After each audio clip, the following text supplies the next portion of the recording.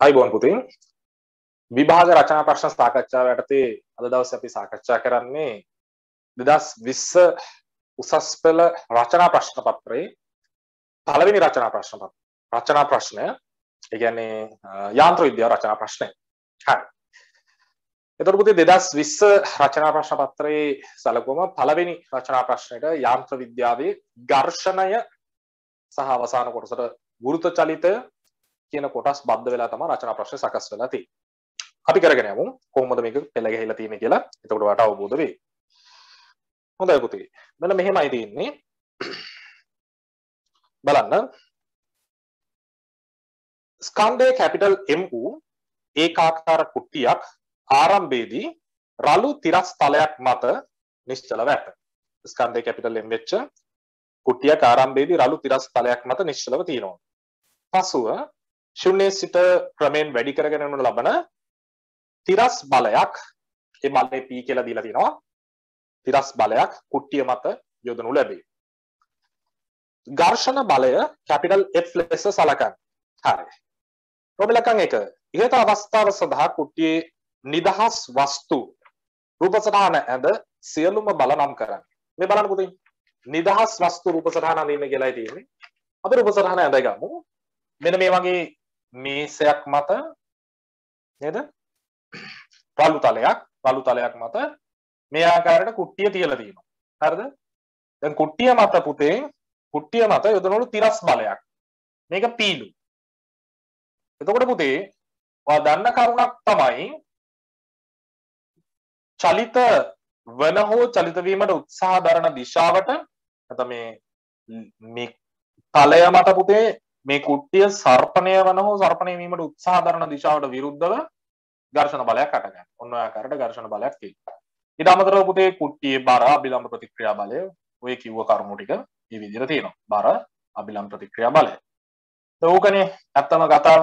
හැබැයි පුතේ මේකේ රෝම ඉලක්කම් 1 කියලා තියෙන්නේ ඉහත අවස්ථාව සඳහා කුට්ටියේ නිදහස් වස්තු රූප සටහන. කුට්ටිය මත විතරක් ක්‍රියාත්මක වන බල ටික. හරිද? නිදහස් වස්තු රූප සටහන අපි අඳින්නවා. ඒතර මේ මේස ගාව ගන්න යන්න එපා.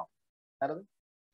ඒතර පුතේ කුට්ටියේ පහළ පෘෂ්ඨය මත මෙන්න මේ ආකාරයට ඝර්ෂණ බලය ක්‍රියාත්මක වෙනවා. ඒතර පුතේ මෙන්න මේ ආකාරයට P කියන යොදන බලය ක්‍රියාත්මක වෙනවා. හරියටම gravity point එකෙන් පල්ලෙහාට බර ක්‍රියාත්මක වෙනවා. නේද? ඒ වගේම ස්පර්ශ වෙලා තියෙන පෘෂ්ඨයත් එක්ක ඒ කියන්නේ රළු තලයත් එක්ක ගැටීම නිසා අභිලම්බ ප්‍රතික්‍රියා බලයක් ඔය ආකාරයට ක්‍රියාත්මක වෙනවා. ඒතකොට පුතේ මේ දෙක එකම රේඛාවක එනවා. ඔන්න ඔය ආකාරයට අපට බල ටික සටහන් කරගන්න පුළුවන්.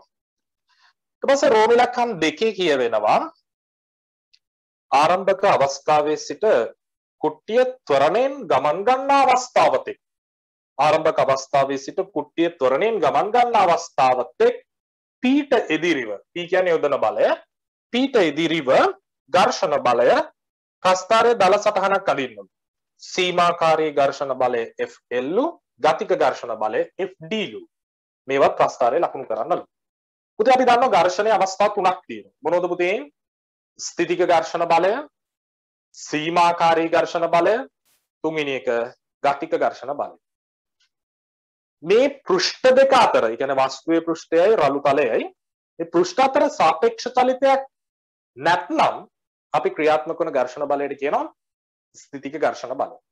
පෘෂ්ඨ අතර සාපේක්ෂ චලිතයක් ඇතිවීමට ඉතාමත්ම ආසන්න අවස්ථාවේ පෘෂ්ඨ අතර සාපේක්ෂ චලිතයක් ඇතිවීමට ඉතාමත්ම ආසන්න අවස්ථාවේදී ක්‍රියාත්මක වන ඝර්ෂණ බලයට අපි කියනවා පුතේ සීමාකාරී ඝර්ෂණ බලය.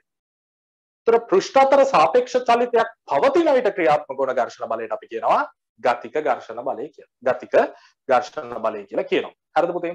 right. මම හිතනවා පැහැදිලි ඇති කියලා. හොඳයි. බලන්න පුතේ ඊළඟ එක. තුන්වෙනි එක. දැන් අපි පස්තරේ ඇඳලා දාමු.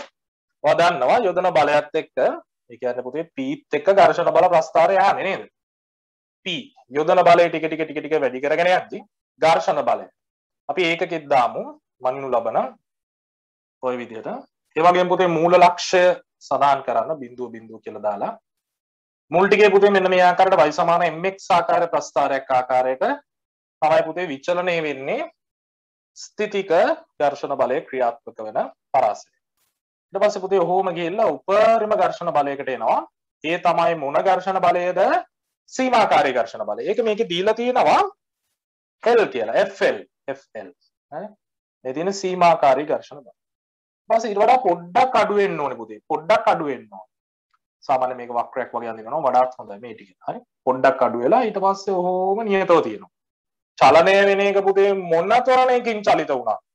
කොයි විදිහට චලිත වුණත් ගතික ඝර්ෂණ බලය ওই විදිහට වෙනස් නොවි නියතව තියෙනවා. ඒ ගතික ඝර්ෂණ බලය අපිට දීලා තින්නේ කීයයි කියලාද?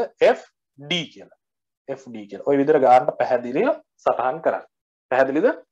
ස්ථිතික අවස්ථාව, සීමාකාරී මොහොත, ගතික අවස්ථාව. ඔන්න ලස්සනට සටහන් කරා. ඊට පස්සේ බලමු පුතේ ඊළඟ ප්‍රශ්නෙන් කියවෙන දේ.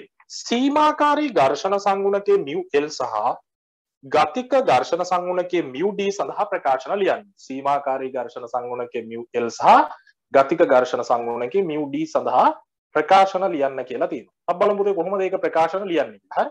right. මේ බලන්න. අපි දන්නවා ඝර්ෂණ සංගුණකය කියන්නේ මොකක්ද? දැන් ඔයා දන්න සමීකරණ මේකනේ පුතේ. ඔයා දන්නවා F සමානයි මොකක්ද? μr. ඝර්ෂණ බලය සමානයි μr/r. එhmenan පුතේ ඝර්ෂණ සංගුණකය කියන්නේ මොකක්ද? අදාළ අවස්ථාවේදී ක්‍රියාත්මක වන ඝර්ෂණ බලය බෙදීම අභිලම්බ ප්‍රතික්‍රියා බලය. එහෙමනේ? ඔව්. එහෙනම් පුතේ මෙන්න රෝමිලකන් 3ට අදාළව දැන් මම මේ දේවල් ටික කියා දුන්නේ පොඩ්ඩක් මතක් වෙන්න ඕනේ. දැන් රෝමිලකන් 3 සීමාකාරී ඝර්ෂණ සංගුණකය μL පාට ලියා ගන්න පුළුවන්. සීමාකාරී අවස්ථාවේදී ක්‍රියාත්මක වන ඝර්ෂණ බලය ඒ කියන්නේ FL සීමාකාරී ඝර්ෂණ බලය බෙදීම අභිලම්බ ප්‍රතික්‍රියා බලය. R කියලා දාන්න පුළුවන්. එහෙම නැත්නම් පුතේ වාට FL බෙදීම mg කියලා දා ගන්න පුළුවන්. මොකද පුතේ තිරස් තලයක තියෙන නිසා R සමානයි mg. සිරස් සමතුලිතතාව සැලකුවම R සමානයි mg වෙන නිසා මේ විදිහට දාන්න පුළුවන්. ඊට පස්සේ පුතේ ඔය විදිහටම ගත්තොත් ගතික ඝර්ෂණ සංගුණකය μD කියන එක ලියා ගන්න පුළුවන්. ගතික අවස්ථාවේදී ක්‍රියාත්මක වන බලය FD ඒ කියන්නේ ගතික ඝර්ෂණ බලය බෙදීම අභිලම්බ ප්‍රතික්‍රියා බලය. ඕනනම් R දාන්න. එහෙම නැත්නම් මේ විදිහට mg කියලා ලකුණු කරලා දාන්න. හරිද? right. හොඳයි. මොකද R සමාන mg නේ පුතේ තිරස් සමතුලිතතාවය සිරස් සමතුලිතතාවය සැලකුවම තිරස් තලයක් මතනේ මේ අයින්. මම ඒක පැහැදිලි ඇති කියන්නේ. ඔන්න ගතික ඝර්ෂණ සංගුණකයත් සීමාකාරී ඝර්ෂණ සංගුණකයත් ඒක. දැන් සාමාන්‍ය මේ සීමාකාරී ඝර්ෂණ සංගුණකයටම තව පුතේ ස්ථිතික ඝර්ෂණ සංගුණකය කියලා කියන්නේ. මොකද ස්ථිතික ඝර්ෂණ බලය හොයන්න මේ වගේ ගණිත සම්බන්ධතාවයක් පාවිච්චි කරන්නේ නැහැ. ස්ථිතික ඝර්ෂණ බලය හොයන්නේ බල සමතුලිතතාව ඇසුරෙන්. ස්ථිතික ඝර්ෂණ බලය හොයන්නේ බල සමතුලිතතාවය ඇසුරෙන්. සීමාකාරී සහ ගතික ඝර්ෂණ බල හොයන්න තමයි මේ සමාන μr කියන සමීකරණය ඒ මොහොතට අනුකූලව අපි යොදන්නේ. right. එහෙමනම් ඒ කොටස ඉවරයි. ඊට පස්සේ බලන්න පුතේ B. පෙර රෝද එළවුම් front wheel drive මෝටර රථවල එන්ජිම ඇක්සලය මගින් පෙර රෝද දෙකට සම්බන්ධ කරලා ධාවනය කරනවා. පුතේ කෙලින්ම front wheel drive මෝටර රථයක එන්ජිම මගින් එන්ජිමට සම්බන්ධ වෙලා තියෙන ඇක්සලය මගින් කෙලින්ම ඍජුවම කරකවන්නේ පුතේ ඉස්සරහා තියෙන රෝද දෙක. මම මේක පොත් දෙන්න.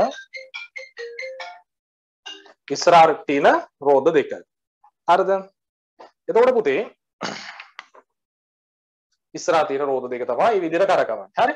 ඊට පස්සේ දැන් අපි ගත්තොත් back wheel drive මෝටර රථයක් ගත්තොත් පුතේ back wheel drive මෝටර රථයක් ගත්තොත් ඒකේ එන්ජිම මගින් එන්ජිමට සම්බන්ධ වෙලා තියෙන ඇක්සලය මගින් පුතේ පිටිපස්සේ රෝද දෙක තමයි කරකවන්නේ. පැහැදිලිද? ඒතර 4 wheel drive මෝටර රථයක් ගත්තොත් එන්ජිමට සම්බන්ධ ඇක්සල මගින් පුතේ ඉස්සරහා රෝද දෙකක් පිටිපස්සේ රෝද දෙකක් කියලා රෝද හතරම කරකවනවා. එතකොට වර්ග කීයද? වර්ග 3යි. මොනවද? front wheel drive ඉස්සරහා රෝද තමයි එන්ජිමෙන් ඍජුව කරකවන්නේ. එන්ජිමෙන් කරකවන්නේ ඉස්සරහා රෝද. back wheel drive පිටිපස්සේ රෝද තමයි එන්ජිමෙන් කරකවන්නේ. විශේෂයෙන්ම ඔය ලොරි එහෙම back wheel drive විදිහට එන්නේ. ඒතර 4 wheel drive හරිද? 4 wheel drive කියවම එන්ජින් මගින් රෝද හතරම කරකවනු ලබනවා. හරිද? ඒතර ඔය අවස්ථා හතර පොඩ්ඩක් ඔළුවට නගා ගන්න ඕනේ. හරිද? දැන් මම පොඩ්ඩක් ඔය අවස්ථා හතර මුලින්ම පොඩ්ඩක් කියා දෙලින්නම් මේ ප්‍රශ්නෙට එන්නේ ඉස්සෙල්ලා. මේ බලන්න පුතේ. මේ බලන්න. මෙන්න පුතේ ෆ්‍රන්ට් වීල් ඩ්‍රයිව් එකක්. ෆ්‍රන්ට් වීල් ඩ්‍රයිව් එකට ඝර්ෂණ බල ක්‍රියාත්මක වන ආකාරය. හරිද? ඒ කියන්නේ පුතේ ඉදිරිපස රෝධ තමයි එන්ජිම මගින් කරකවන්නේ. ඒතර මේ එන්ජිම මගින් කරකවනු ලබන රෝධ එයා මත එන්ජිම මගින් කරකවනු ලබන රෝධය මත පුතේ ඝර්ෂණ බලය තියෙන්නේ චලිත වන දිශාවට. වාහනේ චලිත වන දිශාවට. අනික් රෝධය මත ඊට විරුද්ධ දිශාවටයි ඝර්ෂණ බල තියෙන්නේ. එහෙනම් මේ තියෙන්නේ මොකද්ද? ෆ්‍රන්ට් වීල් ඩ්‍රයිව් මෝටර රථයක රෝධ මත ඝර්ෂණ බල ක්‍රියාත්මක වනයි. ඊට පස්සේ පුතේ මෙන්න බැක් වීල් ඩ්‍රයිව් මෝටර රථයක්. බැක් වීල් ඩ්‍රයිව් මෝටර රථයක් ගත්තොත් මෙන්න මේ විදිහටයි තියෙන්නේ. ඒකේ පුතේ එන්ජිම මගින් කරකවන්නේ පිටිපස්සේ තියෙන රෝධ. පිටිපස්සේ තියෙන රෝධ අපි ටිකක් බැක් වීල් ඩ්‍රයිව් තාත්වික වාහනයක් ඇඳගමු. ඔන්න ලෝරියක් යන. හරි. ලෝරියක්. ඔය වගේ එකක්. ඒතර බැක් වීල් ඩ්‍රයිව් එකක පිටිපස්සේ රෝධය තමයි පුතේ එන්ජිම මගින් කරකවන්නේ. ඒතර ඔයා නිකන් ඔළුවට දාගන්න. එන්ජිම මගින් කරකවන රෝධය මත නිතරම චලිත දිශාවටයි ඝර්ෂණ බලය තියෙන්නේ. ඊට විරුද්ධව තමයි අනිත් රෝධය මත. ගන්නට ওই විදිහට ඇති. එහෙනම් මෙන්න ෆ්‍රන්ට් වීල්, මෙන්න බැක් වීල් ඩ්‍රයිව්, මෙන්න පුතේ ෆෝර් වීල් ඩ්‍රයිව්. අමති ගොල්ලෝ එහෙම යන්නේ නේද? For wheel drive. on. හරි? ඒකේ පුතේ රෝධ හතරම එන්ජිම මගින් කරකවනවා. එතකොට පුතේ ඝර්ෂණ බල තියෙන්නේ. කියන රෝධ හතරටම එන්ජිමෙන් ඍජුවම බලය දෙනවා. ඝර්ෂණ බල තියෙන්නේ ටයර් දෙක මත ওই විදිහට. front wheel, back wheel drive, four wheel drive. හරි? right. මම හිතනවා ඒක පැහැදිලි ඇති කියලා. දැන් යම් පුතේ අපි ප්‍රශ්නේ ගොඩ දාන්න. හොඳයි. දැන් අපිට දීලා තියෙනවා මම නැවතත් මේ B කොටස කියවන්නම්. පෙරරෝධ එළවුම් front wheel drive මෝටර රථවල එන්ජිම ඇක්සලය මගින් පෙරරෝධ දෙකට සම්බන්ධ කර ධාවනය කරයි. ඍජු තිරස් රළු තාර පාරක ධාවනය වන රූපේ පෙන්වා ඇති පෙරරෝධ එළවුම් මෝටර රථයක් සලකන්න. ටයර සහ තාර පාර අතර ඝර්ෂණ සංගුණක පිළිවෙලින් ස්ථිතික නැත්නම් සීමාකාරී ඝර්ෂණ සංගුණකයේ බිඳුව දශම 8යි mu d කියන්නේ ගතික ඝර්ෂණ සංගුණකයේ බිඳුව දශම 5යි. වදන්නවා සීමාකාරී ඝර්ෂණ සංගුණකයේ ගතික ඝර්ෂණ සංගුණකයට වඩා වැඩි. ඒක ගන්නට මේ විදිහට දීලා තියෙනවා. වෙනත් ආකාරයකින් සඳහන් කර නොමැතිනම් පමණක් පහත ගැටළු විසඳීමේදී ධාවනය වන මෝටර රථය මත ඇතිවන සීමාකාරී හෝ ගතික ඝර්ෂණ බල පමණක් සලකන්න. ඒක සීමාකාරී ඝර්ෂණ බලය ගතික ඝර්ෂණ බලය විතරයි සලකන්න කියලා තියෙනවා. හරි. right. B කොටස බලන්න. B කොටසේ රෝමිලකන් එක බලන්න. මෝටර රථය තිරස් ඍජු රළු මාර්ගයක ත්වරණයෙන් ගමන් ගන්න අවස්ථාව රූපේ පෙන්වා ඇත. රූපේ පෙන්වලා තියෙන ත්වරණයෙන් ගමන් කරන අවස්ථාව. රූප සටහන පැහැදිලිනේ. A සහ B රෝධ ඔබගේ පිළිතුරු පත්‍රයේ පිටපත් කර ඝර්ෂණය නිසා ඉදිරිපස රෝධයක් A මත බලය FA ලෙසද පසුපස රෝධයක් B මත බලය FB ලෙසද ලකුණු කරන්න. එසේම ත්වරණය වෙනවා නම් FA FB කි විශාලත්ව සසඳන්න. උදේ ත්වරණය වෙන අවස්ථාවක් නම් ඉතින් මට පැහැදිලි ඉදිරියට ක්‍රියාත්මක වන ඝර්ෂණ බලය පිටුපසට ක්‍රියාත්මක වන ඝර්ෂණ බලයට වඩා වැඩි වෙන්න එපා නේද? ඔන්න පුතේ මම අඳිනවා මෝටර රථේ. හරි ඔය තියෙන එක පොඩ්ඩක් දල වශයෙන් අපි අඳිමුනේ. මෙන්න මේ ආකාරයට පුතේ. එතන මේ තියෙන්නේ B රෝධය, මේ තියෙන්නේ A රෝධය. පාදන්න දැන් මේක ෆ්‍රන්ට් වීල් ඩ්‍රයිව් නේ මෙයාව තමයි එන්ජිම මගෙන් භ්‍රමණය කරන්නේ. එතකොට පුතේ මෙයා මත ඝර්ෂණ බලය ඉස්සරහට ඔය විදිහට තියෙනවා. මෙයා මත ඝර්ෂණ බලය පිටිපස්සට තියෙනවා. එතකොට පුතේ මෙයා ඉස්සරහට ත්වරණයකින් යනවා නම් අනිවාර්යෙන් FA විශාල වෙන්න ඕනේ FB ට වඩා. on FA විශාල වෙන්න ඕනේ FB ට වඩා. හරි. ඊට පස්සේ රෝමි ලක්කම් 2 රියදුරු සමග පෙරරෝධ එළවුම් මෝටර රථයේ ස්කන්ධය 1200යි kg ද රියදුරත් එක්කම ස්කන්ධය 1200යි. රියදුරු සමග ස්කන්ධය 1200යි kg ද එහි බර රෝධ හතර මත සමානව බෙදෙන බවද සලකන්න. මෙහිදී ක්‍රියාත්මක වන ඝර්ෂණ සංගුණක නිවැරදිව හඳුනාගෙන තිරස් ඍජු පාරේදී මෝටර රථයේ උපරිම ආරම්භක එළවුම් බලය. උතේ උපරිම ආරම්භක එළවුම් බලය යහන්. ඒ කියන්නේ මේ ටයර් මේ පාර මත කරකැවෙන්න පුළුවන් උපරිම වේගෙන් කරකැවෙන. උපරිම වේගෙන් කරකැවෙන. ඒ කියන්නේ මොකද්ද? ටයර පුතේ පාර මත ලිස්සන්න ඕන වෙන්න අවස්ථාවේදී එච්චර වේගෙන් කරකැවෙන. එච්චර වේගෙන් කරකැවෙන. හරිද? ටයර පාර මත ලිස්සන්න ඕන වෙන්න අවස්ථාවේ තියෙන විදිහට කරකැවෙන. ඒ කියන්නේ පුතේ ඒ කියන්නේ මං ඒ ටයර් එක ගන්නම්. ඒ ටයර් එකේ දැන් හොයා හිතන්න මේ මොහොතේදී පාර ස්පර්ශ වෙලා තියෙන ලක්ෂ්‍ය මේක කියලා. මේක පුතේ දැන් ලිස්සන්න ඔන්න මෙන්න අවස්ථාවේදී. ඒ කියන්නේ මොන ඝර්ෂණ බලයද? ඒ කියන්නේ පුතේ ක්‍රියාත්මක වන්නේ අන් කවර ඝර්ෂණ බලයක්වත් නොව සීමාකාරී ඝර්ෂණ බලයයි. සීමාකාරී ඝර්ෂණ බලයමයි ක්‍රියාත්මක වෙන්නේ. එන උපරිම තරණින් යන අවස්ථාව ගන්න නිසා සීමාකාරී ඝර්ෂණ බලයයි අපි සලකන්න ඕන. හරි. එහෙමනම් මෙහිදී ක්‍රියාත්මක වන ඝර්ෂණ සංගුණකේ නිවැරදිව හඳුනා ගන්න. නිවැරදිව හඳුනා ගන්න කිව්වම මොකද්ද ඝර්ෂණ සංගුණකේ? සීමාකාරී ඝර්ෂණ සංගුණකේ. සීමාකාරී අවස්ථාවේ තියෙන්නේ නේ. නිවැරදිව හඳුනාගෙන තිරස් ඍජු පාරේදී මෝටර රථයේ උපරිම ආරම්භක එළවුම් බලය හොයන්න. අපුතේ එක ටයර් එකක් ගමු. මේ එක ටයර් එකක්. ඒ කියන්නේ ඉස්සරහා තියෙන ටයර් දෙකක් තියෙනවා. මේ පැත්ත එකයි, මේ පැත්ත එකයි. මේ පැත්ත එකයි, එහා පැත්ත එකයි. පුතේ එක ටයර් එකක් මගින් දරාගෙන සිටිනවාලු 1204 එකක්. 1200 කියන්නේ ස්කන්ධයනේ. එකෙන් 4 එකක් කියන්නේ. අයමන එක ටයර් එකක් මත 1204 එකක් කියලා කිව්වම ඔයා දන්නවා 300 ස්කන්ධය. එක ටයර් එකක් මත බර. අපි මේක ඒ පිළිවෙලටම ලියමු පුතේ. එතකොට මේ පියවර ලකුණුත් හම්බ වෙනවනේ. 4න් 1යි කීයද 1200. ඔන්න පුතේ ස්කන්ධය. ඒක වැඩි කරා ගුරුත්වද ත්වරණය. එතකොට තමයි පුතේ මෙයා මගින් පල්ලෙහාට ක්‍රියාත්මක කරන බරය. සමතුලිතතාව සලකුවම ඔය බලයට සමාන වෙන්නේ පැයි. ඒ මත අභිලම්බ ප්‍රතික්‍රියා බලය RA නේද? ඔව්. එහෙමනම් පුතේ ඒකත් එනවා මේකම. G කියලා කියන්නේ ඉතින් ඔයා දන්න ඕනේ 10යිනේ නේ. 10යි. ඒතර පුතේ මෙතන 300ක් එනවා. 300 වැඩි කරා 10න්. ඒතර කීයක් එනවද? 3000යි. අභිලම්බ ප්‍රතික්‍රියා බලය 3000යි. එහෙමනම් පුතේ ඔයාට එක් ටයරයක් මාස අපි ලියමු පොඩි වාක්‍යයක් ඉදිරිපස එක් ටයරයක් මත ටයර එකක් මත උපරිම ඝර්ෂණ බලය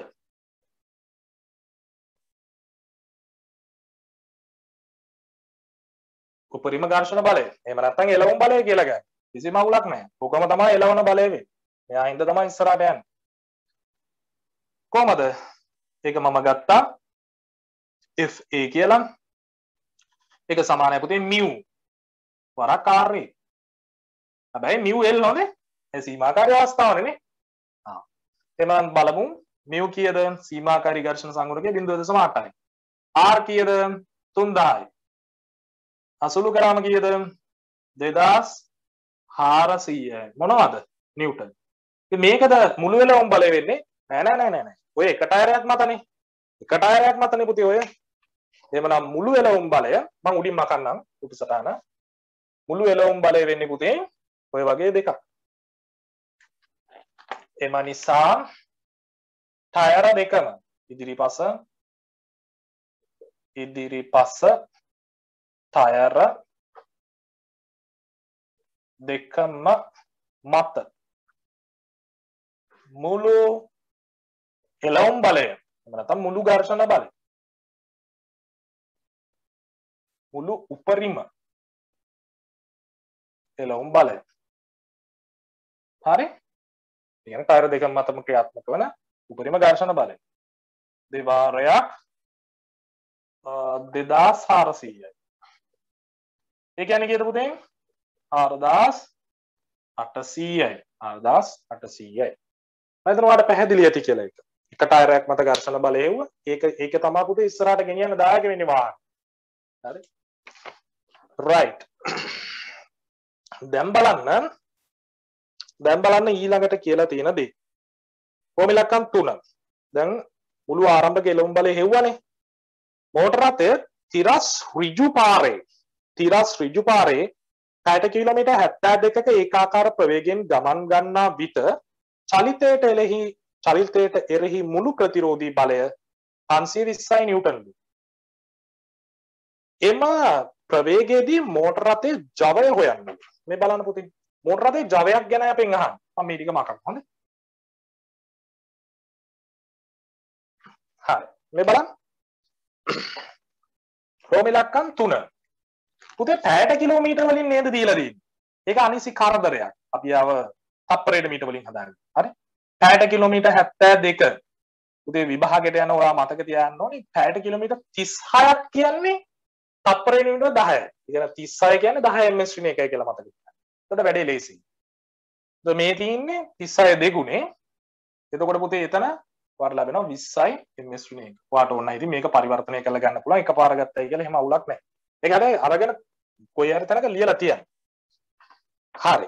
මේ විදිහට අපි ගත්තා. පරිවර්තනය කරලා ගත්තා 20 ms ශ්‍රේණියකට. බොහොම පැහැදිලිව පිළිසිඳුව මේ වැඩේ කරගත්තා. ඊට පස්සේ පුතේ අපිට කියනවා දැන් මේකේ මෙන්න මෙතන වචනයක් තියෙනවා. ඒකාකාර ප්‍රවේගයෙන් යනවා. ඒකාකාර ප්‍රවේගයෙන් යනවා කියලා කියන්නේ අසමතුලිත බලයක් නැති වෙන්න ඕන.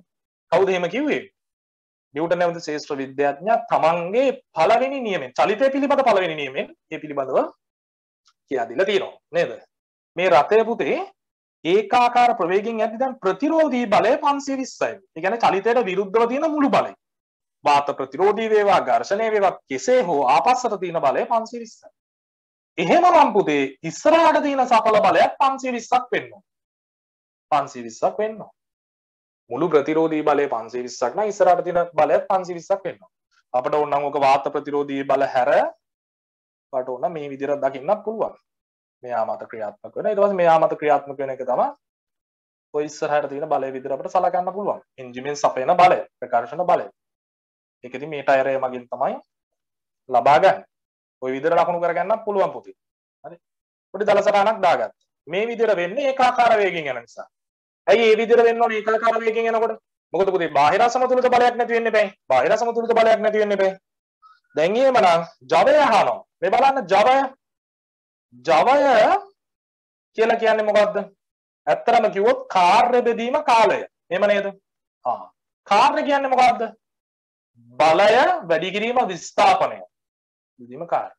විස්ථාපනය බෙදීම කාලය කියන්නේ මොකද්ද? පුතේ ප්‍රවේගය. ඔන්න මම සමීකරණයක් පොඩ්ඩක් ඔප්පු කරා. ඒක මෙතනදී අනවශ්‍යයි. නමුත් අර ඔයාලට පොඩ්ඩක් මතක් වෙන්න ඒක කරේ. ඒතර පුතේ පවර් එක P සමාන FV. ඔය විදිහට ගන්න පුළුවන් නේ. ඒතර පුතේ බලය දැන් එන්ජිමෙන් යොදන ප්‍රකර්ෂණ බලය වෙන්නේ 520යි. ඒ ප්‍රතිරෝධී බලයට සමාන බලයක් එන්ජිමෙනුත් සප්ලයි කරන්න බෑ. මේ ටයරය හරහා තමයි ඒක ලබා ගන්න. ටයරය පාරය අතර තියෙන ඝර්ෂණ බලයෙන් තමයි ඒක ලබා ගන්න. එhmenan කෙලින්ම 520 වැඩි කරා වේගයෙන් කීයද පුතේ වේගය 20යි. ප්‍රකර්ෂණ බලය වැඩි කරා චලිත වන වේගයෙන්. එතන පුතේ ඔයාලට මෙතනින් ලැබෙනවා පවර් එක. බිංදු දෙකක් දාගමුනේ අගට. ඔව්. ඊට පස්සේ පුතේ මෙතනින් එනවා 4යි. මේකෙන් වැඩි කරලා ගන්න 10යි. මේ මොකද්ද? ජවය. කාගේ ජවයද? එන්ජිමේ ජවය. එන්ජිමේ ජවය හොයන්නේ කොහමද? එන්ජිමෙන් යොදන ප්‍රකර්ෂණ බලය ප්‍රවේගයෙන් වැඩි කරලා. එතකොට පුතේ එන්ජිමෙන් යොදන ප්‍රකර්ෂණ බලයද මේ ගත්තේ? ඔව් ඉතින් එන්ජිමෙන් සපයන ප්‍රකර්ෂණ බලය තමයි පාරත් ටයරයත් අතර තියෙන ඝර්ෂණ බලයෙන් මගින් මෙයා ප්‍රයෝජනෙට ගන්න. ඔය විදියට. හරි. right. එහෙනම් ඒකත් හරි. නේද? right. එහෙමනම් පුතේ ඊළඟ එක බලමු. ෆෝමියුලා එකක් 4 කියනවා පුතේ.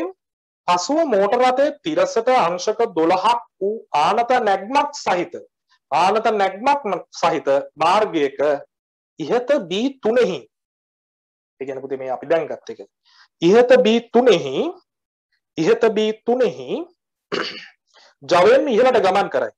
මෙහිදී චලිතයට එරෙහි මුළු ප්‍රතිරෝධී බලය නිව්ටන් 200යි. රථය ඉහළට ගමන් කරන උපරිම ප්‍රවේගය සොයන්න. එhmenan පුතේ අපි ආනත තලයේ දිගේ උඩට යන අවස්ථාවක් සලකන්න ඕන. මොනවද? මම යාගේ පොඩ්ඩක් මේ හරියට මැකුවා. මේ බලන්න පුතේ ආනත තලයේ දිගේ ඉහළට යන අවස්ථාවක් අපි සලකනවා. මෙන්න තිරස. හරි? මෙන්න ඔය කියන ආනත තලය. ලොකු ආනතියක් නැහැ. අංශක 12යි ආනතිය. මෙන්න පුතේ මෝටර රථය. හරි? මේ නැවත රූප සටහන් අඳින්නේ ඔයාලට මේක හොඳට පැහැදිලි කරලා දෙන්න. හරි? ඕන මෝටර රථය. චලිතයට විරුද්ධව තියනවලු බලයක්. අපි ඒක ඝර්ෂණ බලයේ විදිහටම දකිමු. මේ බලන්න. පිටිපස්සේ ටයර් එක මත ඔන්න චලිත දිශාවට විරුද්ධව තියෙනවා. කොච්චර බලයක්ද? කොච්චර බලයක්ද පුතේ තියෙන්නේ? නිව්ටන් 200යි. හරි? නිව්ටන් 200යි. ඒ බලය හැර චලිතයට විරුද්ධව වෙනත් බල නැද්ද? නෑ තියෙනවා. ඒ පුතේ මෙයාගේ බර තියෙන පල්ලෙහාට ඒ බර විභේදනය වෙලා එන එකකුත් තියෙනවනේ. බර ඉතින් මෙයා 1200 නිසා පදන 1200 ගුරුත්වාකර්ෂණය වැඩි කරන්න නිව්ටන් 12000ක බරක් තියෙනවා. ඒක පුතේ මේ මම අභිලම්බ ප්‍රතික්‍රියා බලය ලකුණු කරන්නේ මෙන්න මෙහෙම ලම්බක රේඛාවක් අඳින්නම් පුතේ. හරිද? මේක අංශක 12යි මේක 90යිනේ. එහෙනම් පුතේ මේක කීයද? මේ දෙන්න එකතුවෙන් 90ක් එන්නත් එපැයි. මොකද ත්‍රිකෝණයක අභ්‍යන්තර කොණයි 180යි නේ. උදේට පුතේ වා දන්නවා මෙතන කීයක් වෙන්න ඕනද? 78ක් වෙන්න ඕනේ. 78ක් වෙන්න ඕනේ. ඒක 78 නම් මේකත් 78ක් වෙන්න එපැයි. ඕ මෙන්න මේ කෝණේ. මේක 90යි. මෙන්න මේක පුතේ ආපහු 12ක් වෙනවා. මම ඒක මෙන්න මෙහෙම දාන්නම් 12ක් වෙනවා. ඊට පුතේ මේ පැත්තට තියෙන බලය mg මෙහෙට තියෙන්නේ cos 12 mg sin 12 mg තමයි මේ තියෙන්නේ නේද මේ තියෙන්නේ mg බර එහෙනම් පල්ලෙහාට තියෙනවා 12000යි sin 12 හරිම සරලයි පුතේ ඒ විදිහට බොහොම පිළිවෙලට රූප සටහනක් අඳගෙන දත්ත ටික ලකුණු කරගෙන. එතකොට පේපරේ බලන කෙනාට ආස හිතෙනවා. දැන් මේකෙදි කියන්නේ පුතේ මේකෙන් යන්න පුළුවන් මේ ජවයෙන්ම මෙන්න මේ ජවයෙන්ම පුතේ යන්න පුළුවන් උපරිම ප්‍රවේගය ගන්න. එහෙනම් මේ දැන් ඒකාකාර ප්‍රවේගයෙන් යන අවස්ථාවක්. එහෙනම් පුතේ මෙන්න මේ ටයරය මගින් ලබා ගන්න ඕනි බලය. හරිද? FA dash කියලා ගන්නම් මේ අවස්ථාවේදී. අර ඉදිරිපස ටයරය මගින් ලබා ගන්න ඕනි බලය පුතේ මේ දෙන්නගේ එකතුවට සමාන වෙනවා. ඒ මොකද? ඒ පුතේ ඒකාකාර වේගයෙන් යන්නේ. ඒතර තලයට සමාන්තරව බල සමතුලිතතාවය සලකන්න වෙනවා. ඒකාකාර වේගයෙන් යනවනම් මෙයා මත ක්‍රියාත්මක වෙන්න ඕනි බලය පුතේ 200 ධන කීයක් වෙන්න ඕනද 12000 වරක් sin 12ක් වෙන්න ඕනේ. පැහැදිලිද? ඔව්. එතකොට පුතේ අපි ඒක සුළු කරලාම ගමුනේ 200 ධන 12000 ඔන්න sin 12ක් ඇවිල්ලා. කලබල වෙන්න දෙයක් නැහැ. ඔව් අපිට දීලා තියෙන sin 12 අගේ. දශම දෙකයි. මොන තරම් ලේසිද බලන්න. දශම දෙකෙන් වැඩි කරලා ගන්න පුතේ 12000. ඒ කියන්නේ 10න් බෙදලා දෙකෙන් වැඩි කරන්න කියලා නේ කියන්නේ නේ. 1200 දෙකෙන් වැඩි කරා 2400යි. ඊට පුතේ මෙතන 12000 10න් බෙදලා ගන්න 1200යි. ඒක දෙකෙන් වැඩි කරන්න. ඊට 2400යි. 2400 200ක් එකතු කරන්න 2600ක බලයක් එනවා. ඕන්න. ඔක තමයි ඉදිරිපස ටයර මගින් ලබා ගන්න බලය. චලිතයට උපයෝගී කරගන්න. චලිත දිශාවට ක්‍රියාත්මක වන බලය. දැන් ඒක හෙව්වා. එහෙනම් පුතේ දැන් මේකම තමයි අපිට ඕනම් ප්‍රකර්ෂණ බලය වෙන්නේ. එන්ජි මගින් සපයන බලය වෙන්නේ. ප්‍රකර්ෂණ බලය. ඇයි මේ බලය මේගොල්ලන්ට සමාන උනේ? ඒකාකාර වේගයෙන් යන නිසා එහෙම උනේ. මේක මේ දෙන්න එකතුවට සමාන උනේ ඒකාකාර වේගයෙන් යන නිසා. ඒකාකාර වේගයෙන් යනවා නම් පුතේ අසමතුලිත බලයක් තියෙන විදියක් නැහැ. එහෙනම් දැම්ම නැවතත් ජවය සමානයි FA dash බලය වරක් දැන් යන ප්‍රවේගය අපි V dash කියලා ගමු. හරි. ජවය ඉස්සෙල් එකමලු. ඉස්සෙල් එකම කිව්වේ 10400යි. බලය 2600යි නේ. දැන් උපරිම වේගය අපට හොයලා දාන්න පුළුවන් පුතේ. බිංදු දෙකක් කැපුවා 26ව කීයක් තියෙනවද? 26ව දෙකක් 52යිනේ. 52ව දෙකක් තමයි 104 වෙන්නේ. එහෙනම් 26 පුතේ මෙතන තියෙනවා 4ක්. අන්න බලන්න යන්න පුළුවන් උපරිම වේගය බොහොම ලස්සනට අපට ලැබෙනවා. ඔක තමයි තලයේ මත යන්න පුළුවන් උපරිම වේගය. ඒ ගානත් හරියි. ඊට පස්සේ කියනවා පුතේ මෙන්න මෙහෙම දෙයක්. හරි. මෝටර රථය නැවත දැන් එතකොට අපි B වල කොටස් 4ක් සාකච්ඡා කරා. ආරම්භ කෙලවුම් බලය හේව ක්ෂමතාවයව හරි. ඊට පස්සේ පස් රෝමිලකම් පහේ පුතේ නැවත එකක් තියෙනවා. රෝමිලකම් 1. මෝටර රථය නැවත තිරස් ඍජු මාර්ගයේ පැයට කිලෝමීටර් 72ක ඒකාකාර ප්‍රවේගයෙන් ගමන් කරන විට මීටර් 35ක් ඉදිරියෙන් නැති බාධකයක් වියදුරු හදිසියෙම දුටුවලු. මොන පුතේ නැවත තිරස් මාර්ගයක යනවා. අර ඉස්සෙල්ලා කතා කරපු තිරස් මාර්ගය. මේ යනකොට පුතේ ඉස්සරහා මීටර් 35ක් දුරින් බාධකයක් දකින්න. හරි. බාධකයක් දකිනවා. හරි. ඔයතන පාරට ගහක් කඩාන වැටලා හරි මොකක් හරි මීටර් 35ක් දුරදී දකින්න. දැක්ක ගමන් මොකද වෙන්නේ? ඉදිරියේ ඇති බාධකයේ රියදුරු හදිසියෙම දුටුවේ. ඔහු ෂණිකව තිරිංග පැටලේ පෑගු විට රෝද හතර අගුළු වැටි. අන්න වැඩි. සාමාන්‍ය බ්‍රේක් සිස්ටම් එකක් නම් තියෙන්නේ පුතේ රෝද හතරම එක ෂණිකව බ්‍රේක් කරොත්. විශේෂයෙන්ම ඉතා වේගෙන් යමින් ගමන් ඉද්දී ෂණිකව බ්‍රේක් කරොත් රෝද හතරම අගුල් වැටලා හිර වෙනවා. එතනින් එහාට ටයර් එක පෙරලෙන්නේ නැහැ පාරේ. ටයර් එක පෙරලෙන්නේ නැහැ පාරේ. එතනින් එහාට පුතේ ටයර් හතර හිර වෙලා ලිස්සගෙනයි යන්නේ. ලිස්සගෙනයි යන්නේ. හරිද? එහෙනම් ලිස්සීමක් නම් පෘෂ්ඨ අතර සාපේක්ෂ චලිතයක් හට ගන්නවා. එහෙම නම් පුතේ පෙරලීමක් නෙමෙයි. පෙරලීමේදී අපි ඒක කතා කරන්නේ පෘෂ්ඨ අතර සාපේක්ෂ චලිතයක් ඇති වෙනවා කියලා. පෘෂ්ඨයේ ගැටලා තියෙන කෙනා ඒ මොහොතේ ශනික නිශ්චලයි. ඊළඟට වෙන අංශුවක් ගැටෙනවා. ඊළඟට වෙන අංශුවක් ගැටෙනවා. පෙරලීමක්. හැබැයි ටයර් හතරම දැන් හිර වුණා. දැන් ලිස්සල යනවා. දැන් ක්‍රියාත්මක වෙන්නේ ගතික ඝර්ෂණ බල. හරි. බලමු අපි ඉස්සරහට කියවන ගිහිල්ලා. ඔහු ශනිකව තිරිංග පැටලේ පෑගු විට රෝද හතර අගුළු වැටි ටයරය පෙරලීමකින් තොරව ලිස්සන ලදී. මෙහිදී ක්‍රියාත්මක වන ඝර්ෂණ සංගුණකය නිවැරදිව හඳුනාගෙන අන්න නිවැරදිව හඳුනා ගන්නවලු පුතේ. ගතික ඝර්ෂණ සංගුණකය. මොකද දැන් ටයරයේ ස්පර්ශ වෙලා තියෙන පෘෂ්ඨයේ තියෙන මේ අංශු ටික ඒ අංශු ටික පොළොව මත ඒ විදිහටම ඇතිලීගෙන යනවා. සර්පණය වේගෙන යනවා. එහෙමනම් සාපේක්ෂ චලිතයක් තියෙනවා. ටයර් එකේ මේ මොහොතේ පිහිටි අංශු ටිකයි පොළවයි අතර සාපේක්ෂ චලිතයක් තියෙනවා. අතුල්ලගෙන යන්නේ. හරි. එහෙමනම් පුතේ ගතික ඝර්ෂණ සංගුණකය. අනිවාර්යෙන් ගතික ඝර්ෂණ සංගුණකය. මොන හේතු විදිහට වරහන් ඇතුළට යන්න පුළුවන්. ටයරය පාර සමග ස්පර්ශ වී ඇති අංශුන් සහ පාර අතර සාපේක්ෂ චලිතයක් තිබෙන නිසා. ටයරේ පාර සමග ස්පර්ශ වී ඇති කොටස සහ පාර අතර සාපේක්ෂ චලිතයක් තියෙන නිසා අනිවාර්යයෙන්ම මෙතනදී ගතික ඝර්ෂණ සංගුණකය තමයි යෙදෙන්නේ. හරි. ක්‍රියාත්මක වන ඝර්ෂණ සංගුණකය නිවැරදිව හඳුනාගෙන අදාළ හේතු සහ ගණනය කිරීම දෙමින් මෝටර රථයේ බාධකයේ ගැටේද නොගැටේද යන්න සඳහන් කරන්න. ඒතකොට ගතික ඝර්ෂණ සංගුණකය ක්‍රියාත්මක වෙන්නේ මොකද? ටයරය මාර්ගය මත ලිස්සා යන නිසා. මේ විදිහට දැම්මත් ඇති. හරිද? නැත්නම් ටයරේ ස්පර්ශ වී ඇති පෘෂ්ඨය සහ මාර්ගය අතර සාපේක්ෂ චලිතයක් ඇතිවන නිසා. right. දැන් පුතේ ඉතින් මෙතනින් එහාට දැන් එන්ජිම මොකොත් බලයක් දෙන්නේ නැහැ. ඔහේ ලිස්සගෙන යනවා. ඔහේ ලිස්සගෙන යනවා. හරි? දැන් අපි බලන්න ඕනේ බාධකයේ ගැටෙනවද නැද්ද කියලා. පුතේ අපි රූප සටහනක් අඳගමු නැවතත් ඉතා මනමින් මේක අවබෝධ කර ගැනීම උදෙසා. මේ බලන්න. අපිට දීලා තියෙනවා ගතික ඝර්ෂණ සංගුණකයේ ගානේ මුල හරියේ නේද? පුතේ දැන් ටයර හතරම මතම එකපාරම බලමු. දැන් ඉතින් කැරකෙන ටයර් එකක් ඊට පස්සේ එන්ජිමෙන් බලය දෙන එකක් ඊට පස්සේ එළවෙන ටයර් එකක් එළවන ටයර් එකක් එහෙම ඒවා නැහැ. අර සේරම උලාගෙන යනවා. පල්ලයට බර තියෙන 12010යි. 1200 වරක් ගුරුත්වත්වරණය. සමස්ත අභිලම්බ ප්‍රතික්‍රියා බලයෙන් මම ලියන්නම්. R කීයද දැන් කෙලින්ම 12010යි. ටයරෙන් ටයරය හොයන්න දෙයක් නැහැ. 12010යි. ටයර හතරම මත දැන් ලිස්සගෙන යන්නේ. එන්ජිමෙන් බල නැහැ. ටයර හතරම මත පුතේ ඝර්ෂණ බල ඊටපස්සේ. එහෙමනම් පුතේ අපිට දැන් ගන්න පුළුවන් මොකද්ද? මුළු ඝර්ෂණ බලය. මුළු ඝර්ෂණ බලය. දැන් එන්ජිමෙන් කිසිම එකක් නැහැ. ඔය හිර වෙලා යනවා ලිස්සක.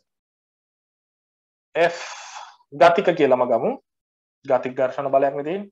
mu ගතික වරක් R. පුතේ mu ගතික 0.5යි. R කියන එක නා සමාන වෙනවනේ බරට 12000යි. පුතේ ඝර්ෂණ බලය එතකොට කීයද? නිව්ටන් 6000යි. ඔය බල හැර වෙනත් බල තිබෙනද දැන්? නෑ. වෙන ප්‍රකර්ෂණ බල මුකුත් නෑ. ඔහේ යනවා. ඕන ඉතින් වාත ප්‍රතිරෝධී බලයක් එන්න පුළුවන්. නමුත් මේ ගාන එහෙම එකක් ගැන සඳහනක් දීලා නැහැ. එහෙනම් පුතේ චලිතයට දාමු F = ma. ඒ මොකද එහෙම දාන්නේ? මොකද මං අරමුණු කරන්නේ මෙයාගේ මන්දනය හොයන්න. චලිත වන දිශාවට F = ma දැම්මා. සාමාන්‍යයෙන් දෛශිකාශ්‍රිත සමීකරණයක් දාද්දී දාන දිශාව පැහැදිලි කිරීම ඉතාමත් යහපත් කරුණක්. ඒක අනිවාර්යෙන් කළ යුතු දෙයක්. මම දැම්ම රූප සටහනට මෙන්න මෙහෙම. චලිත දිශාවට කියලා දැන් හරි. ඊට පුතේ චලිත දිශාවට නේ ඝර්ෂණ බලය තියෙන අනිත් පැත්ත. ඒ මොකෝයි? සාපේක්ෂ චලිතයක් තියෙනවා. දැන් ලිස්සගෙන යනවා. ලිස්සලා යන පැත්තට විරුද්ධව තමයි ටයර් මත ඝර්ෂණ බලය. එහෙනම් කොහොමද දාන්න ඕනේ? ඍණ ලකුණක් එක්ක. ඇයි ඒ? ඒ ඉතින් චලිත දිශාවට විරුද්ධයිනේ පුතේ. ස්කන්ධය 1200යි. ත්වරණය අතන ත්වරණයක්ද මෙතනින් එන්නේ නෑනේ. මන්දනයක් එන්නේ. මන්දනයක් කියලා කියන්නේ ඉතින් ඍණ ත්වරණයක් නේ. ඒක ඔයා දන්න ඕනේ නේ. එහෙනම් පුතේ මෙන්න මෙච්චර ත්වරණයකින් තමයි යන්නේ. ඊට බලමු අපි ලිස්සලා යන දුර කොච්චරද කියලා නේ. ලිස්සලා යන දුර කොච්චරද කියලා බලමු. මම පුතේ ත්වරණය දන්නවා. දැන් ලිස්සලා පටන් ගන්නදී ආරම්භක ප්‍රවේගය දන්නවා. පැයට කිලෝමීටර් 72නේ. ms ඍණ එකයි. ගිහිල්ලා නතර වෙනකොට ලිස්සලා ගිහිල්ලා තියෙන දුර හොයමු. ලිස්සලා ගිහිල්ලා තියෙන දුර හොයමු. මම පුතේ පොඩ්ඩක් මෙතනින් එහා ගණනය කිරීම ටික මේ පැත්තට ගන්නම්. මොකද මම මේකට ක්‍රම දෙකක් ඔයාලට කියා දෙන්නම්. එතකොට නතර වීම සඳහා නතර වීමට පෙර ලිස්සා යන දුර s නම් මම ලියන්න පුළුවන් පුතේ මෙන්න මේ සමීකරණ v වර්ග සමානයි u වර්ග ධන 2ක් as දාන්න පුළුවන්. ලිස්සලා කියලා නතර වෙනකොට බිංදුව වෙන අවසාන ප්‍රවේගයනේ. ආරම්භක ප්‍රවේගය මම චලිත වෙන දිශාවටම දාන්නම්. ආරම්භක ප්‍රවේගය බ්‍රේක් ගහන මොහොතේදී පුතේ 20යි. 20 වර්ගය. ධන 2යි. ත්වරණය ඍණ 5යි. s ඒක තමයි හොයන්න තියෙන්නේ. හරි? දැන් පුතේ මේක සුළු කරාම කීයද? ඍණ 10ක් s. එයා මෙහෙට ගන්න. ධන 10ක් s වෙනවා. 20 වර්ග 400යි. බලන්නකො පුතේ. ලිස්සලා ගිහිල්ලා නවතින්නේ මීටර් 40ක් දුර ගිහිල්ලයි. එහෙනම් කවර කතාවද? බාධකේ වදිනවා. ඒ බාධකේ තියෙන මීටර් 35ක් දුරින්. නවතින්න නම් මීටර් 40ක් ලිස්සගෙන යන්න එපා. එහෙනම් ලියන්න ඕනේ මොකද්ද? මීටර් 35 40ට වඩා අඩු වගයක්. හරි? 35 40ට වඩා අඩුයි පුතේ. ඒක නිසා අනිවාර්යයෙන්ම බාධකේ ගැටෙනවා කියලා ලියන්න. හරි? බාධකේ ගැටේ. හොඳ? මෙහෙම දාන්න ඕනවා 40 කියන එක්කෙනා වැඩි 35ට වඩා.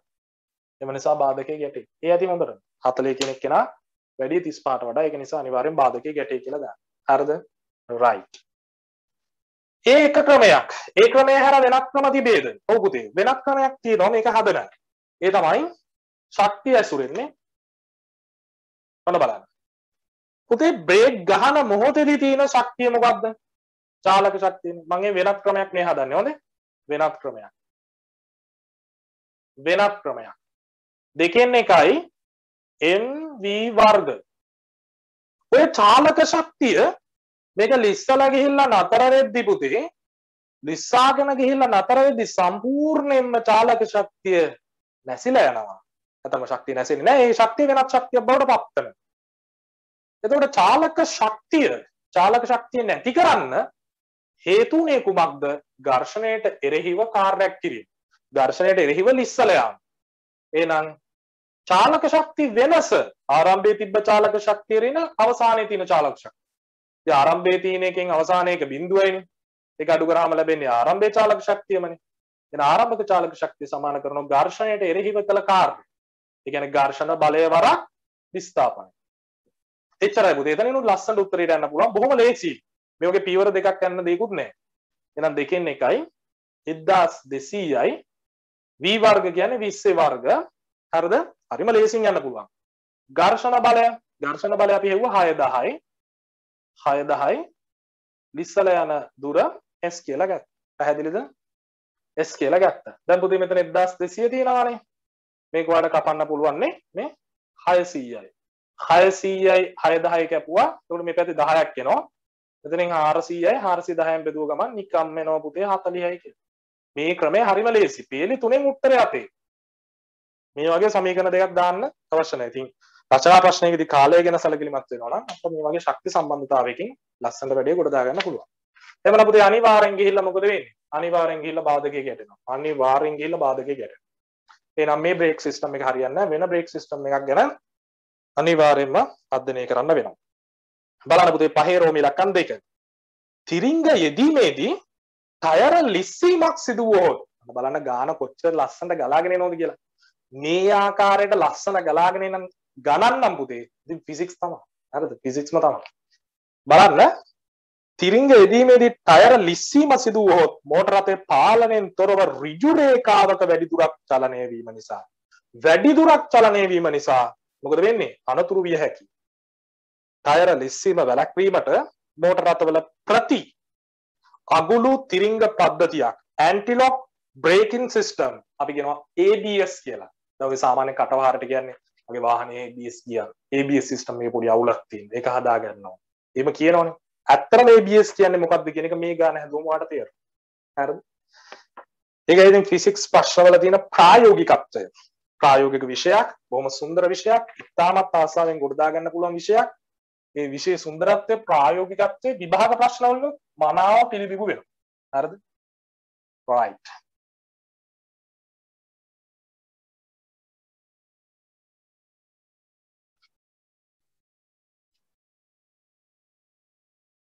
බලන්න පුතේ. දැන් ටයර් ලිස්සලා ගියොත් මේ අවුල. ඒක නිසා ලිස්සන්න නොදී තියාගන්න තමයි උත්සාහ කරන්නේ. තිරිංග යෙදීමේදී ටයර ලිස්සීම සිදු වුවහොත් මෝටර රථයේ පාලනයෙන් තොරව ඍජු රේඛාවක වැඩි දුරක් චලනය වීම නිසා අනතුරක් සිද්ධ වෙන්න පුළුවන්. ටයර ලිස්සීම වැළැක්වීමට මෝටර රථවල ප්‍රති අගුළු තිරිංග පද්ධතියක් anti-lock braking system ABS යොදනු ලැබේ. ටයර ලිස්සීම ආරම්භ වන විට එමගින් ලිස්සන්න පටන් ගන්නකොට පුතේ එමගින් ස්වයංක්‍රීයව තිරිංග නිදහස් කරනවා. තිරිංග නිදහස් කරනවා ආපවල්ලනවා නිදහස් කරනවා. ඔන්න ඔය විදිහට තමයි වෙන්නේ ABS system.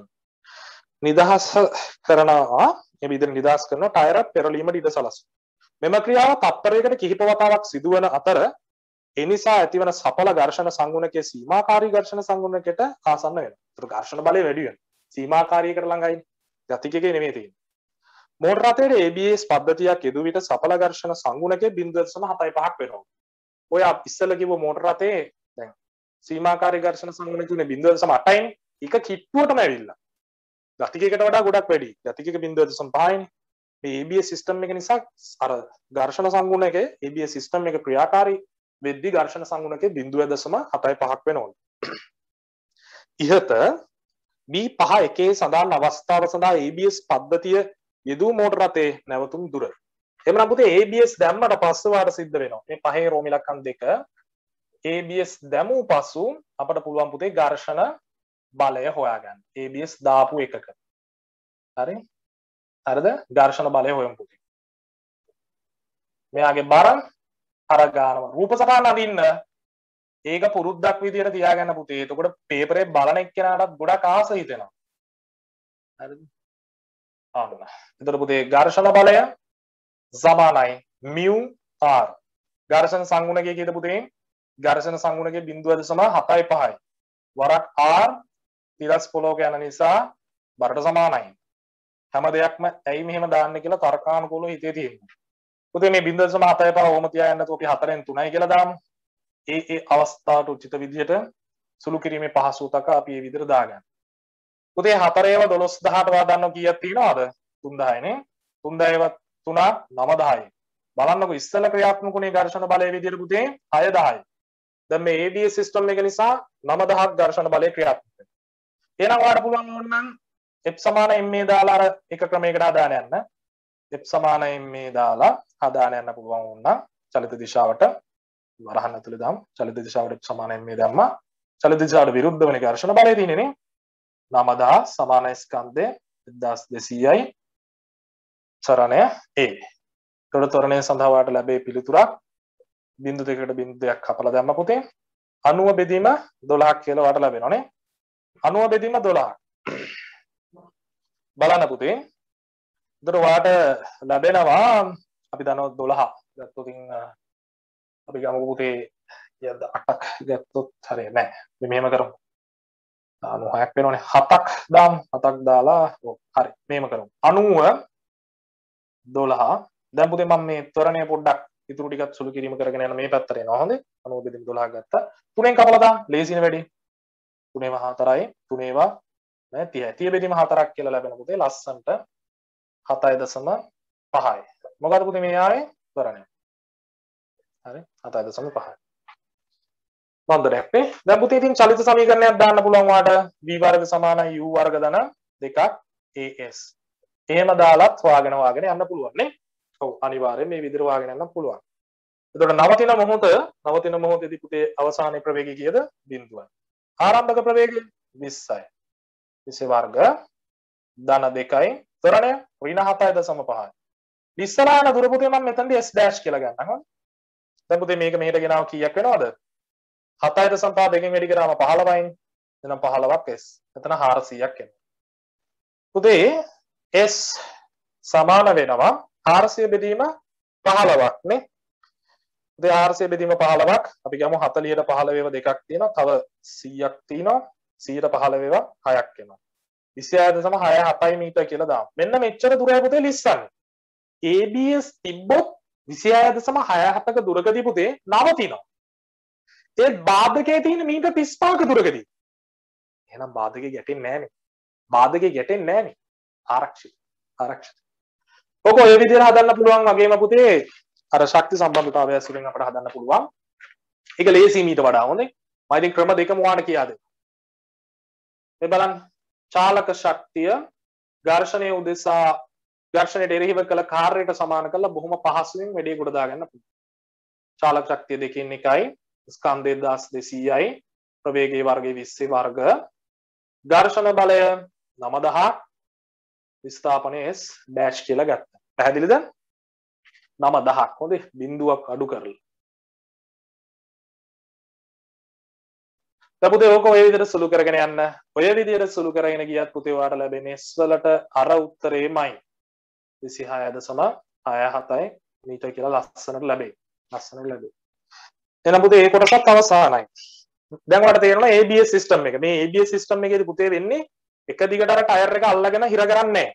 තප්පරයට කිහිප වතාවක් ටයර් එක අල්ලනවා අතාරිනවා. ටයර් එක අල්ලනවා අතාරිනවා. ටයර් එක අල්ලනවා අතාරිනවා. ඒතර පුතේ ටයර් එක පෙරලෙන්න ඉඩ දෙනවා. හිර වුණොත් නේ ලිස්සලා ගිහිල්ලා ගතික ඝර්ෂණ සංගුණකයක් ක්‍රියාත්මක වෙන්නේ. ඒක මදිනේ. ඒතර ගොඩක් දුර ලිස්සලා යනවා. හැබැයි පෙරලෙද්දි එහෙම නැහැ. ඊට වඩා වැඩි ඝර්ෂණ සංගුණකයක් ක්‍රියාත්මක. අර ටයර් බ්‍රේක් ඇතිලි තද වෙනවා ඈත් වෙනවා. තද වෙනවා ඈත් වෙනවා. ඒ විතරයි යන්නේ. හරි. right.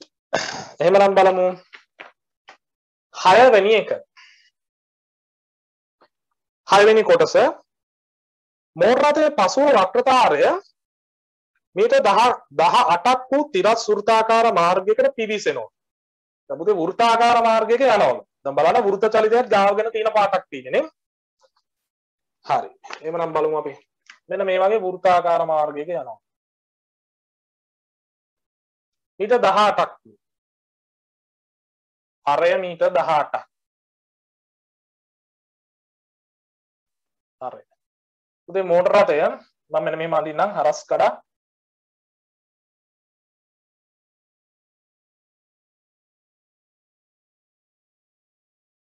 පිටිපස්ස වීදුරුව අන්න මෝටර රථය.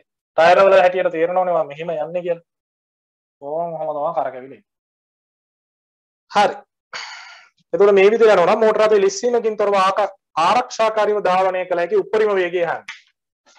ලිස්සන්න ඔන්න මෙන්න අවස්ථාවයි ගන්න ඕන. ඒ කියන්නේ ටයර පුතේ වංගුවෙන් ඉවතට ලිස්සන්න ඔන්න මෙන්න අවස්ථාව ගනිද්දී ටයර මත තියෙන්න ඕනි පුතේ අන්කවර ඝර්ෂණ බලයක්වත් නොව සීමාකාරී ඝර්ෂණ බලයමයි. සීමාකාරී ඝර්ෂණ බලය.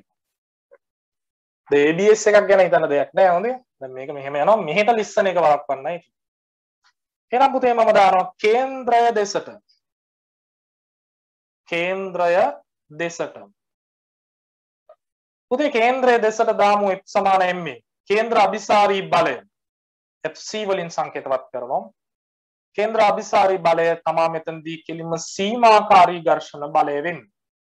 වා FL කියලා දැම්මත් කමක් නැහැ. සීමාකාරී ඝර්ෂණ බලය නමුත් ඉතින් කේන්ද්‍ර අභිසාරී බලය සමාන වෙනවා ස්කන්ධය වරක් V වර්ග V max වර්ග බෙදීම R. සීමාකාරී ඝර්ෂණ බලය යනු සීමාකාරී ඝර්ෂණ සංගුණකය වරක් අභිලම්බ ප්‍රතික්‍රියා බලය. බරට සමාන අභිලම්බ ප්‍රතික්‍රියා බලයක් තියෙනවා. බරට සමාන. ඒ කියන්නේ 12000ට සමාන අභිලම්බ ප්‍රතික්‍රියා බලයක් තියෙනවාමයි. තිරස්නේ වංගුව. එහෙනම් 12000යි. ස්කන්ධය 1200යි. නැත්නම් mg කියලා දාලා කපලා දැම්මත් කමක් නැහැ. ඒක ලේසි ඉතින්. කමක් නැහැ. අපි මෙහෙම දාමුකෝ දැන්. mx වර්ග බෙදීම r 18යි. පුතේ බිංදු දෙකට බිංදු දෙකක් කැපුවා. 12 120ට කීයද පුතේ 10යි. 10 වරක් 0.8 8යි. එහෙනම් 8 තියෙනවා මේ පැත්තේ මෙහි 18 තියෙනවනේ යාව හරස් ගුණ කරන්න. 8 වරක් 18 වර්ගමූලය. ඔක තමයි v max වෙන්නේ. වර්ගමූලය ගත්තේ ඇයි පුතේ? වර්ගනේ තිබ්බේ යා පැත්තේනේ. පුතේ 8 වරක් 18 කීයද? 8 වරක් 10 නම් 80යි. 8 වරක් 8 නම් 64යි. 80 64 එකතු කරාම 144යි. 144 වර්ගමූලය ගත්තම පුතේ යන්න පුළුවන් මැක්සිමම් වෙලොසිටි එක වාට ලැබෙනවා කීයයි කියලාද? 12යි. මේ වංගුවේ යන්න පුළුවන් තත්පරයට මීටර් 12කින්. වාට ඕනම් පැයට කිලෝමීටර වලට ඕක පරිවර්තනය කරන්න. එහෙම අත්‍යවශ්‍ය නැහැ. හරි. ඉතින් පුතේ එච්චරයි නේද? ඔන්න 2020 උසස් පෙළ රචනා ප්‍රශ්න පත්‍රය ආපු යාන්ත්‍ර විද්‍යාව රචනා ප්‍රශ්නය සාකච්ඡා කරා. මම හිතනවා මේ ප්‍රශ්නේ ඔයාලට හොඳට තේරෙන්නේ නැති කියලා. එමනම් පුතේ ආපහු දවසක රචනා ප්‍රශ්නකින් අපි හම්බෙමු. හැමෝටම තෙරුවන් සරණයි. ආයුබෝවන්.